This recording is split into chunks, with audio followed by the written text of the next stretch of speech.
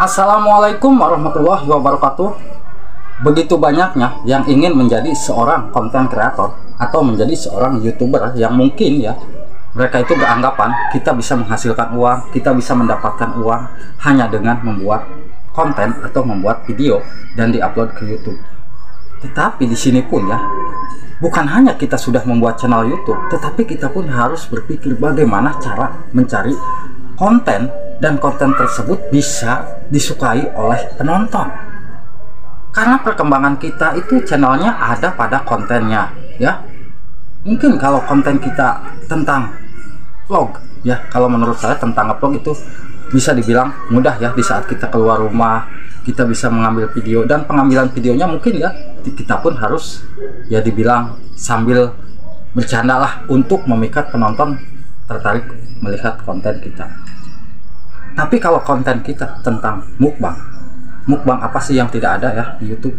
Mukbang, dari mukbang beras mentah sampai mukbang ya dibilang buah-buahan yang dibilang langka ya, nah, itu sudah ada. Lalu untuk konten tutorial masak dan untuk tutorial YouTube itu mungkin butuh ide kreatif kita sendiri ya. Di sini kalau saya perhatikan konten masak memang perjuangannya berat ya. Pertama kita harus memikirkan ide konten, dan yang kedua kita harus mempunyai modal. Di sini pun saya terinspirasi melihat salah satu channel, dan channel tersebut bahkan dari negara yang mungkin kalau menurut kita negara ya terpencil ya, karena ini negara India ya. Di sini saya coba buka nama kontennya itu, mungkin saya tidak mengetikkan nama channelnya, tapi saya mengetikkan judul. Apabila saya masuk ke pengetikan masak India, ini videonya sudah muncul ya, dan penontonnya itu bayangkan dari ini 81 juta, tapi ini yang sudah 2 tahun ya. Dan apabila saya buka channelnya, ini subscribernya sudah mencapai 21,5 juta. Bayangkan konten ini ya, nama channelnya mungkin ya Village Cooking Channel ya, kalau saya pahami ya paling apal cooking channelnya doang ya. Nah di sini penontonnya itu tidak ada yang di bawah 5 juta, itu rata-rata di atas 5 juta ya.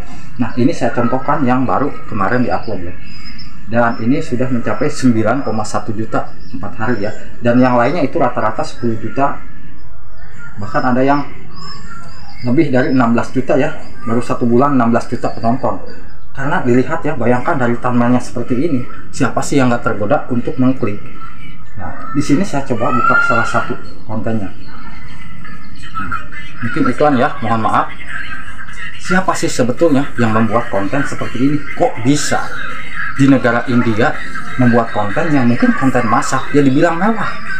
Ya, kenapa sih ya dibilang mewah? Karena kalau saya perhatikan itu konten ini betul-betul butuh modal yang besar ya. Coba saya klik untuk iklannya ya, karena di sini kalau kita melihat untuk konten masak ini, saya perlihatkan ya. Nah ternyata konten ini ya dibilang konten masak yang mungkin ekstrim ya. Kalau kita memperhatikan dari cara masaknya, mungkin ya kalau di Indonesia ya dibilang jijik ya. Kenapa? Ya karena ini channelnya tanpa ada alat sama sekali di saat mereka mengolah makanan ya. Ya serba pakai tangan. Kadang makan pun dia pakai tangan. Nah di sini tapi pengambilan videonya yang memang top ya. Pengambilan videonya itu ya, coba perhatikan. Nah di sini dari cara pengambilan videonya, dari cara masaknya, coba. Dan yang saya kagum, ini bukan lagi anak-anak muda. Pembuat konten ini bukan lagi anak-anak muda. Ini konten yang mungkin ya dibilang usia-usia seperti saya ini ya. Ini sangat-sangat kreatif ya. Kalau menurut saya, apakah kita akan bisa?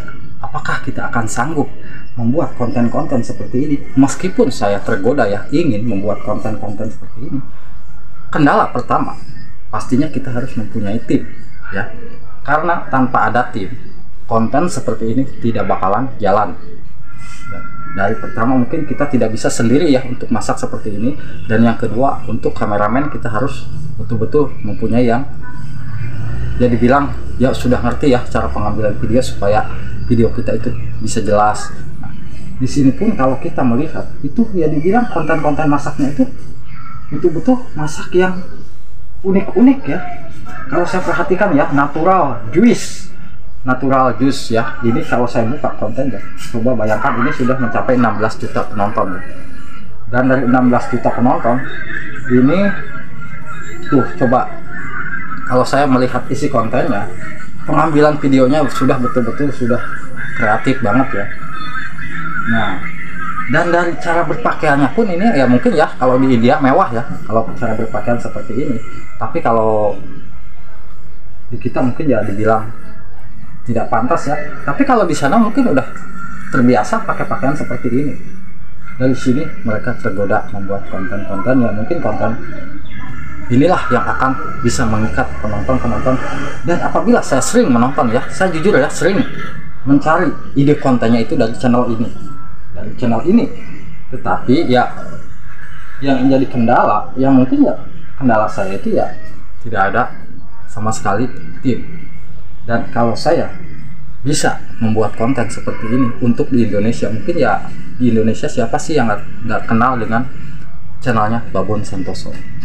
Kalau di Indonesia itu Babon Santoso ya dibilang konten masak yang sudah terkenal ya, konten-konten masak yang mungkin ya dibilang ekstrim.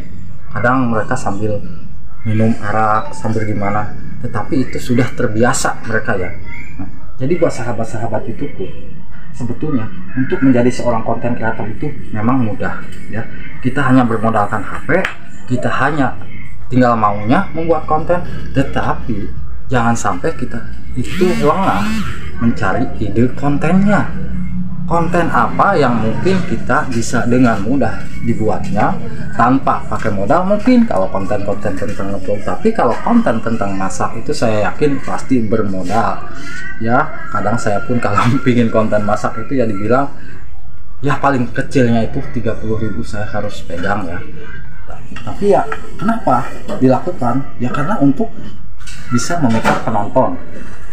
Karena saya yakin ya kalau konten masak kita itu hanya biasa-biasa saja, mungkin buat sahabat yang mungkin kerja di luar negeri ya, apabila ada waktu libur, apakah kita bisa membuat konten masak di luaran sambil bercandaria dengan kawan-kawan kita, meskipun kita hanya bermodalkan alat penanak nasi yang mungkin masih alami ya, seperti citel atau apa. Nah, kita bisa bercandaria sambil ya dibilang ada, ya dibilang sedikit hutan ya. Kalau mungkin di taman kita tidak bisa ya konten-konten seperti itu, karena akan ada larangan ya. Kalau untuk konten masak mungkin masak di alam, tapi kalau masak di alamnya itu di taman pasti tidak boleh.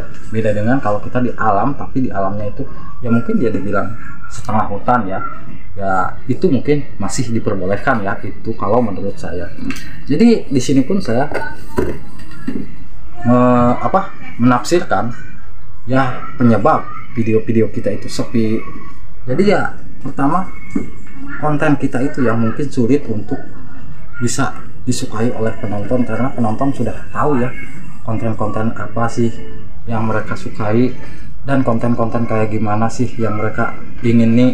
Karena kalau kita hanya berpikir seperti saya nih ya, saya menggunakan teknik upload video dengan konten seperti ini, apakah mereka akan langsung menyukai konten kita? Tidak, kecuali kalau kita bisa mengikuti jejak si channel tersebut ya.